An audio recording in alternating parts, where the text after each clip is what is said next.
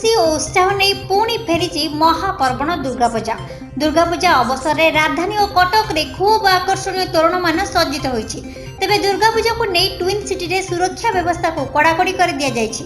एथिपाई भुवनेश्वर में 2000 special police officer रहितबा सहित 35 platoon police force नियोजित होइछि। तेबे राजधानी में 174 मेढ़ होइथिया बेले 5टी स्थान में रावण पोड़ीर आयोजन कराई अनुमति मिली।